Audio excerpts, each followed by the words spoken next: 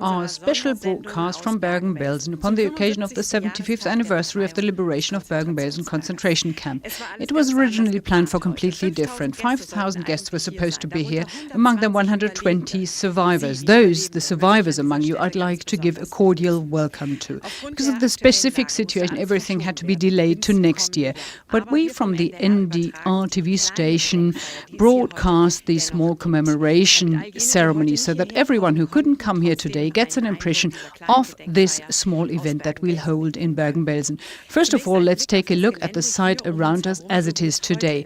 What kind of contrast with the hell that was there back then till the liberation of the British Army.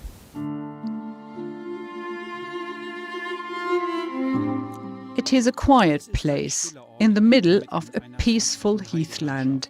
It is a place of commemoration. At least 52,000 people died here in Bergen Belsen. Mass graves remind us of the victims and the crimes that were committed by the National Socialists here at this place.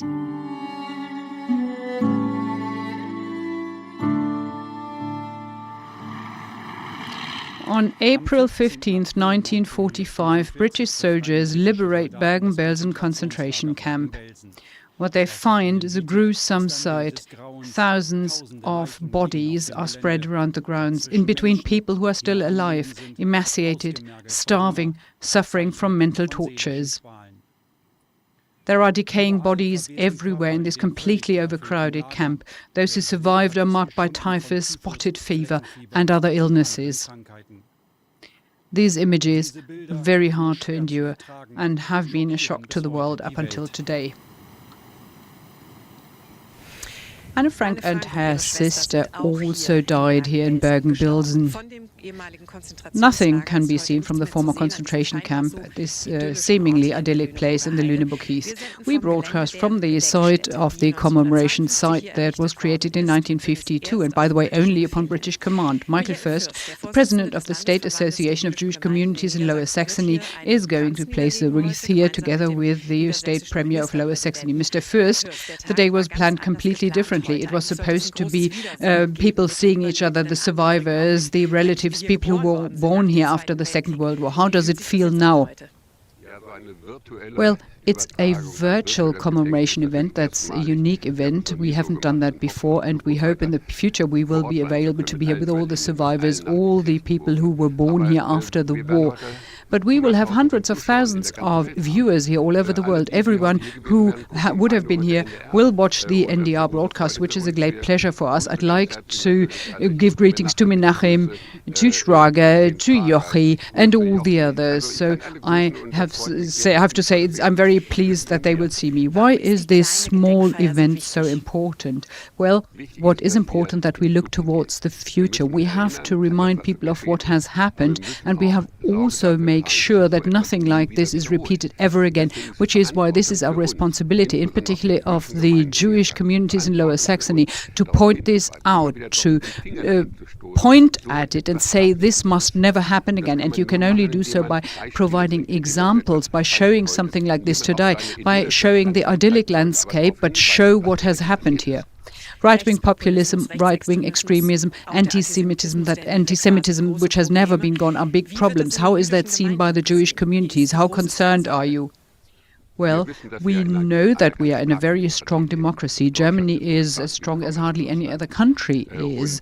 And we know that there will be anti-Semitism. There have been those people. They will always be there. We have to live with it, and we will live with it. We will confront them and fight against them. That's what media are for, that they always point out that whatever the right-wing people, the anti-Semitists, the crazy people do is wrong. A symbol is the one of the bags packed that Jews sometimes talk about too. When is it becoming dangerous again? What would have to happen so that the bags will come unpacked once and for all? I believe that is not going to happen here. I don't have any concerns that I would have to bring back the bags of my parents and pack them. Is there something that you'd wish for from the non-Jewish part of the population?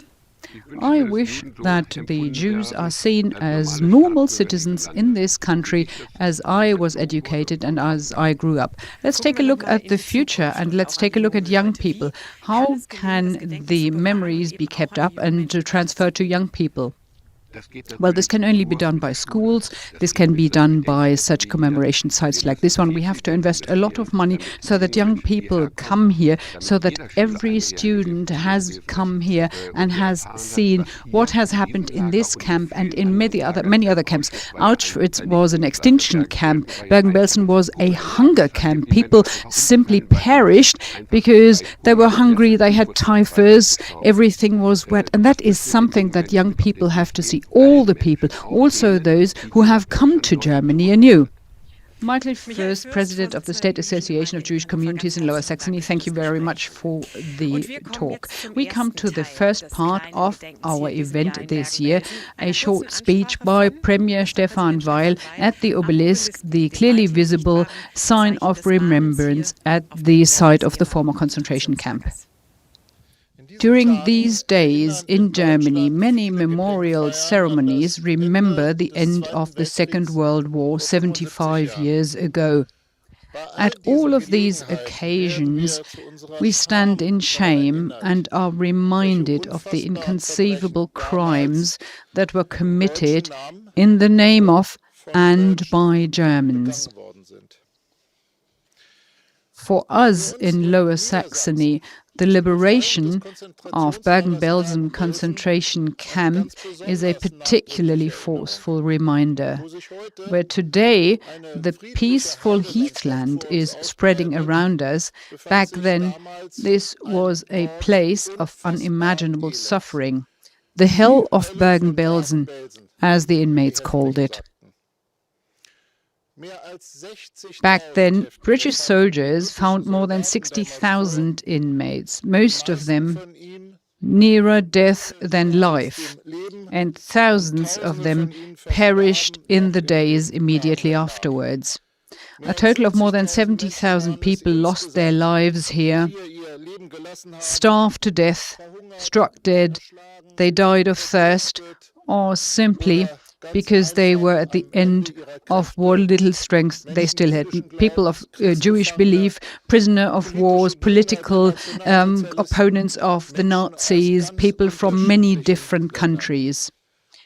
The pictures that were taken by the liberators back then are still almost unbearable, just like the reports by survivors.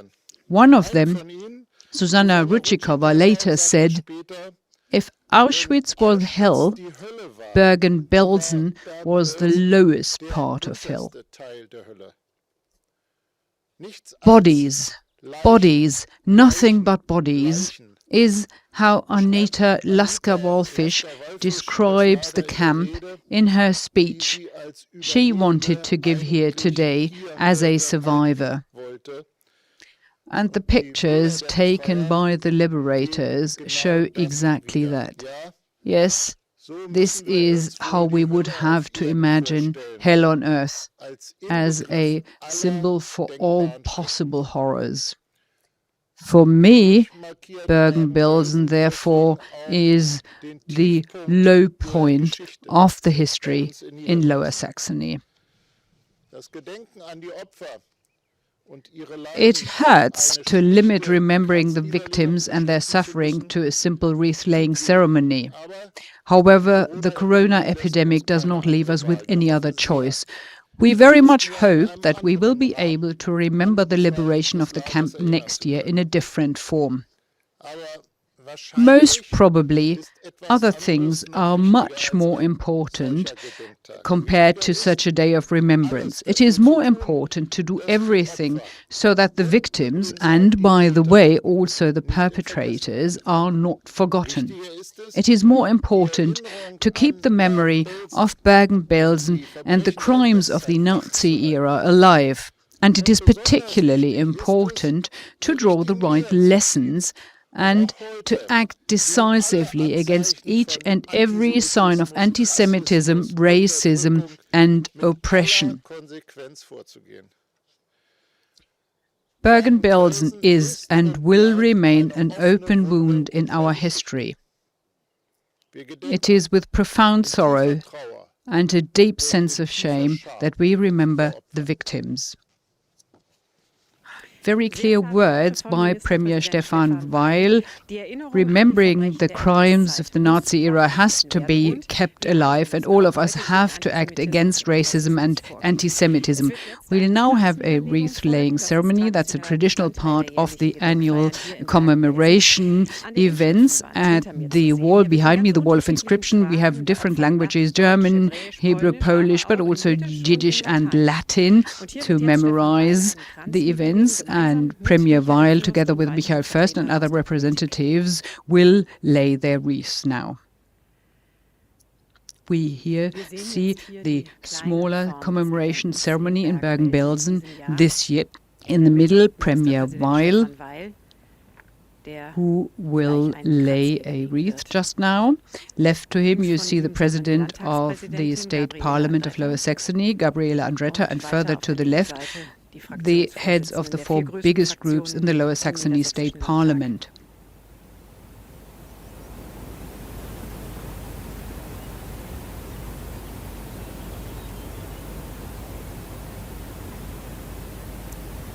Stefan Weil as the Premier is starting. You see him as he rearranges the wreath ribbon.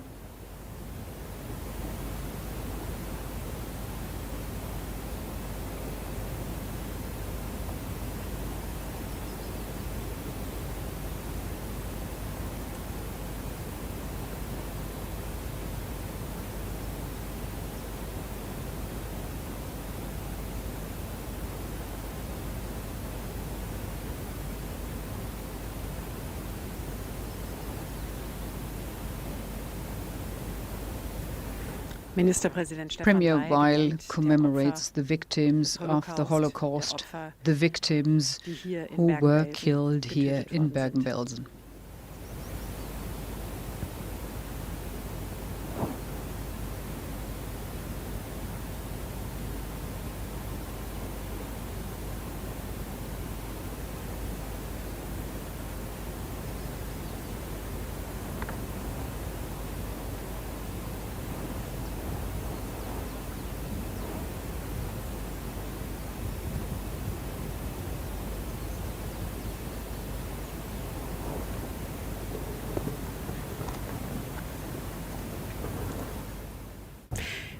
Usually, the speeches by survivors are a very important part of the commemoration events in Bergen Belsen. The big speech this year would have been given by Anita Lasker-Wallfisch, a woman who survived Bergen Belsen, who survived Auschwitz. She played cello in the girls' orchestra there. The 95-year-old, of course, was not able to travel to Bergen Belsen, but she gave a video message to us, and she recorded it in the garden of her home in London, supported by her grandson, of course, with adequate distance. And in this message, she will be talking about reconciliation. Anita Lasker-Wallfisch originally never wanted to come to Germany again. Fortunately, things happened differently. In the late 1980s, I broke my oath never to set foot on German ground again, and I have not regretted it. I'm trying to keep this as short as possible. I had the opportunity to come to Celle for professional reasons, and my wish to see what had become of the camp was stronger than my oath never to set foot on German ground again. A young man offered to drive me to the camp, a German. And I had the intention never to speak a single word with a German again. That I'm still in contact with this man, not quite so young nowadays, is again proof of just how dangerous and stupid prejudices are. On the way from one mass grave to another, I asked myself how I came to be still walking on my own 2 feet. My obligation became clear to me. Those who survived have to be the voices of the silent millions who perished. On the grounds with the mass graves stood a kind of barrack that served as a memorial center. Not very impressive. Apparently, it took time to find the courage to confront the Nazi crimes with a clear conscience. 2 generations later, we have one of the best and most impressive memorial centers that you can imagine here. One should be able to be reassured when looking towards the future. Unfortunately, regrettably, this is not the case. The general direction, quite worryingly, points towards the right. Anti-Semitism is in the headlines again. Despite the most impressive commemoration ceremonies, those run parallel to attacks on people of Jewish origin, as if the one had nothing to do with the other. What in God's name does it take to bring people to their senses? The great evil is that we can now go on and insult each other anonymously and without any inhibitions. It does not take any courage at all. It is a paradise for cowards. Maybe the solution is simpler than you think. Often, young people ask me whether I could give them a piece of advice. Yes. Talk to each other. Play football with each other. Have a coffee together.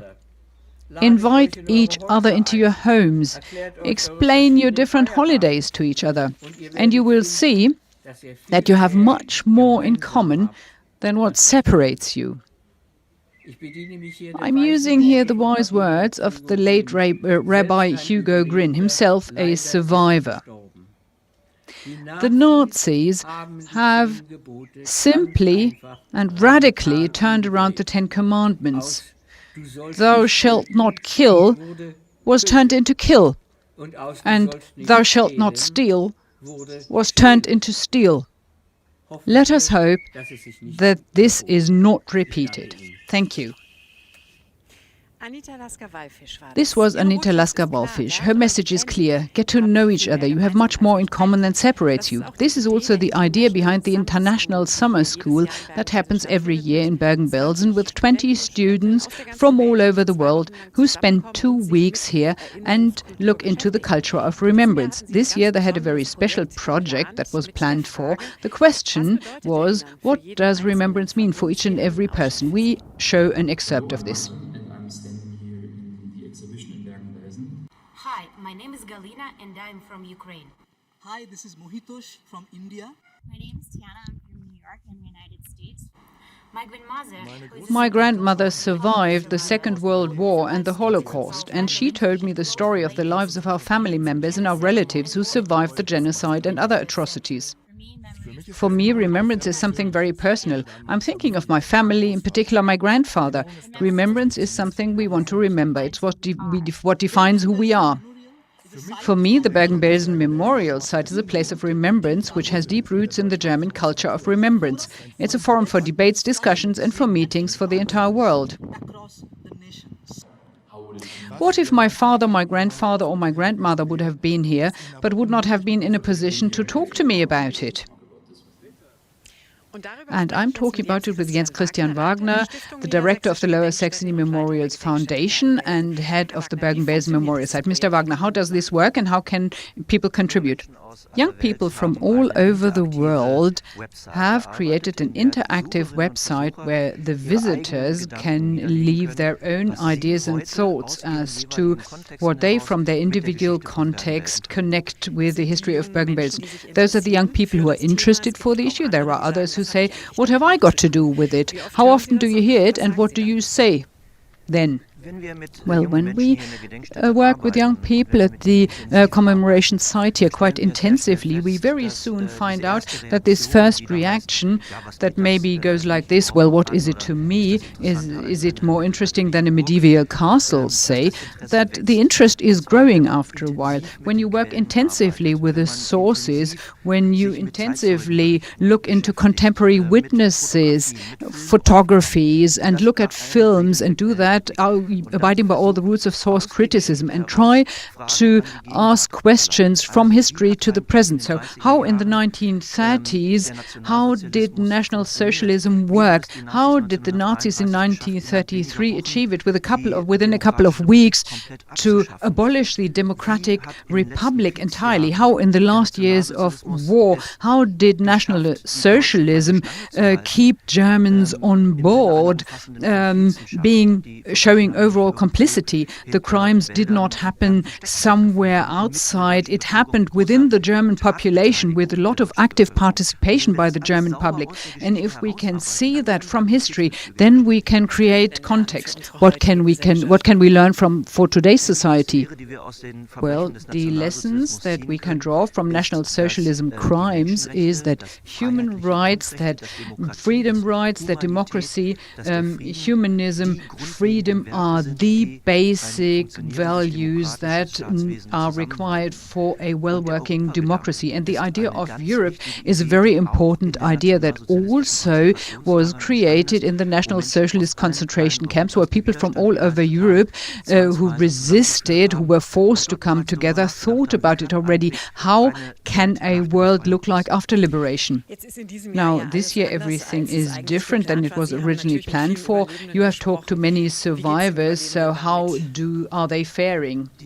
What do they feel?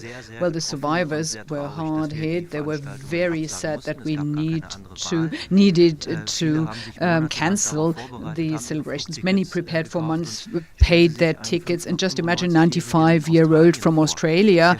They won't just fly around the world to Europe. It needs to be well prepared. And when you tell them, well, we're going to do it next year, the 26th anniversary of the liberation, then for a 95-year-old, in the worst case, this is a poor consolation because he doesn't know whether he will be able to travel next year. So what will be happening next year? What we planned for this year will be happening, a big event with a couple of hundreds of survivors and relatives, many guests from all over the world. We will have that here on the 18th of April 2021. So that's in 2021. Jens Christian Wagner, thank you very much for the interview. We will now look at an honorary initiative from the region. Every year with candles, the victims are remembered, and this year everything was a bit different. Last stop, Bergen Belsen. Hundreds of prisoners were arriving here every day, right until before the liberation at the so-called ramp. They had a forced march to the concentration camp ahead of them, 6 long kilometers. The campaign Lights on the Rails remembers their suffering. 17-year-old Henrike Klein is here for the first time this year. She reads from the memories of Yvonne Koch, a woman who survived the concentration camp as a child. My parents hardly recognized me. I did not embrace them and I did not kiss them. My only wish was to have a very long bread, and even if I cut a piece from it, it was not to become shorter. I was 12 years old and I had forgotten almost everything that I had learned in school before the concentration camp. Elke von Meding is the initiator of this memorial. When she moved from Hanover to the Heath country more than 20 years ago, she heard freight trains rolling behind her village every evening, and she wanted to know more. The retired teacher did some research as to what had happened at the loading ramp with people during NS times. Of course, they had already been very weak and exhausted from the journey when they came here, and then they had to go on foot, and many thought they might escape. But there were guards to the right and the left, and also with watchdogs. You simply did not stand a chance. People were driven forward, beaten to walk faster, and those who stayed down were shot. Lights on the Rails has become an integral part of the annual commemoration in Bergen Belsen. Time and again, survivors are speaking here. For example, Anita Lasker-Wallfisch from London or Yvonne Koch from Düsseldorf. First, there was a lot of disappointment when it became clear that everything had to be cancelled for this year. But then the young people decided to take the texts that they would have read, record them and put them online. I believe it is good for many people to see that young people like us are also thinking about it, and that we keep it in mind even if we had not been here personally. And therefore it's good that you can spread information everywhere throughout the internet, and that theoretically they can go to the entire world. It's nice that people can see that we are here and that this is of interest to us as well. Janne Wolnick remembers going past Bergen Belsen as a child and thinking, it's really nice here, until she heard about the concentration camp. The texts of Anita Lasker-Wallfisch have been deeply memorable for her, also because of the very matter-of-fact description of the horrors. Our experience and memories were outside of what people in the course of their long lifetimes normally have to endure. All of a sudden, everything came to an end. We were liberated. We had lived for years towards this moment. I was 19 years old and I felt like 90. Elke von Meding knows that there will be fewer and fewer people around in the coming years who will be able to speak about what happened. It is also because of this that it's so important to her to pass on this culture of remembrance. Well, in future, we will no longer have survivors here. That young people read their texts, that they take on the task of keeping alive the remembrance, that they keep remembering. That's a very important signal. This year, she also lit the candles on the 15th of April, the day of the liberation, for all of those who could not come. This was so important to her. The memorial site in Bergen Belsen also has the Jewish memorial. This was constructed by the survivors themselves directly after the Second World War. It's tradition in the commemoration events that a Jewish service is being held this year. This is not possible, but we have the Jewish prayer for the dead. El Maleh Rachamim, God full of compassion, the prayer of mercy. It's sung by the cantor of the Jewish congregation in Hanover, Andrei Sidnov. El Maleh Rachamim Shochen Abam Romim Hametzeh Minocha Nechona Al Kanafei Ashkenah B'mahalot Kedosh Shemot Echonim Kezar Rakia Mazkirim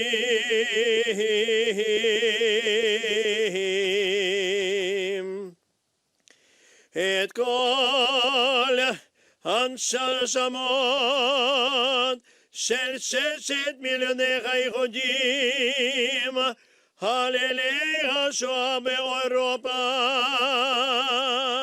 shenekergo shenishkato shenisrefo v'shenisabo al kiddush Hashem. Auschwitz, Bergen Belsen, Majdanek, Treblinka, Riga, Babi Yar, Theresienstadt ובשאר מחנות ההשמדה.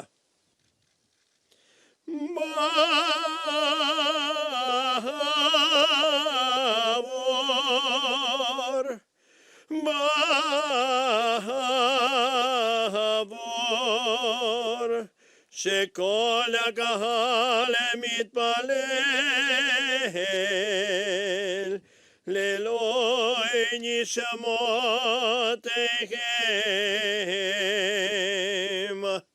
לכן,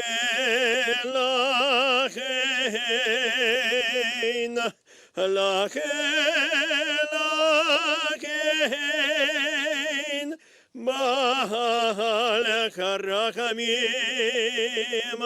יסתרם בסתר כנפיו לכל עמים. וצרור בצרור החיים את נשמותיהם.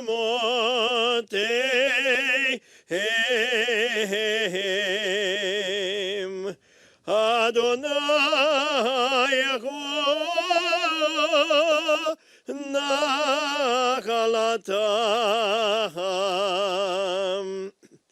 בגן עדן, בגן עדן, תחי מנוחתם. ויעמדו רגל הרם לקץ הימין ונאמר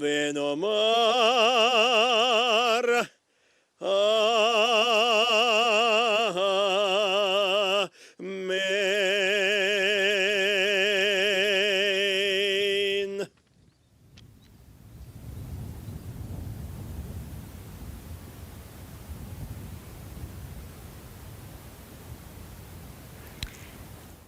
This was the NDR television special broadcast upon the occasion of the 75th anniversary of the liberation of Bergen Belsen.